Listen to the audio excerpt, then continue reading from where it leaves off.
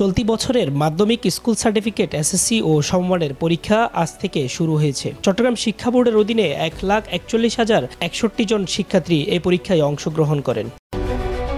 চট্টগ্রাম শিক্ষা বোর্ডের পরীক্ষা নিয়ন্ত্রক অধ্যাপক ডক্টর পারভেজ সাজ্জাদ চৌধুরী জানিয়েছেন, এবার মানবিক বিভাগ থেকে পরীক্ষায় অংশ নেয় 47,974 জন, বিজ্ঞান বিভাগ থেকে 35,562 জন, ব্যবসায়ী শিক্ষা বিভাগ থেকে 57,525 জন পরীক্ষার্থী অংশগ্রহণ করেন।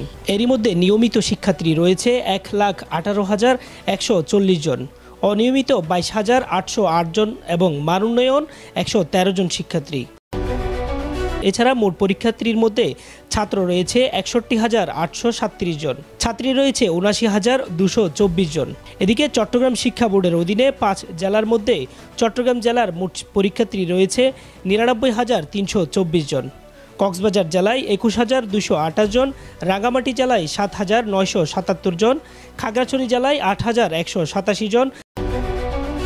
সারা দেশের মতো নারায়ণগঞ্জের রূপগঞ্জে আজ থেকে শুরু হয়েছে 2025 সালের মাধ্যমিক স্কুল সার্টিফিকেট ও সমমানের পরীক্ষা। নকলমুক্ত, নিরাপদ ও শান্তিপূর্ণ পরীক্ষার পরিবেশ নিশ্চিত করতে পরীক্ষা কেন্দ্রগুলোতে পরিদর্শন করেছে নির্বাহী কর্মকর্তা সাইফুল ইসলাম। এ সময় রূপগঞ্জ থানার তদন্ত ওসি গোলাম মুস্তাফা সহ আরও অনেকেই উপস্থিত ছিলেন। আমাদের রূপগঞ্জে এসএসসি, দাখিল এবং ভোকেশনাল এই তিনটি পর্যায়ে আমাদের 6,168 জন পরীক্ষার্থী পরীক্ষা অংশগ্রহণ করছে। আমাদের টোটাল 15টি কেন্দ্র এবং ভেন্যু রয়েছে।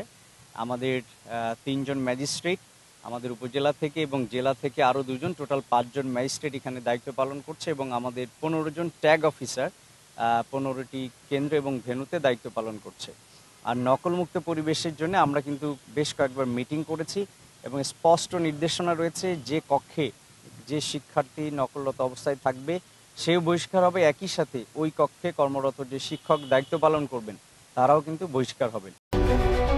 ডেস্ক রিপোর্ট, প্রতিদিনের কাগজ।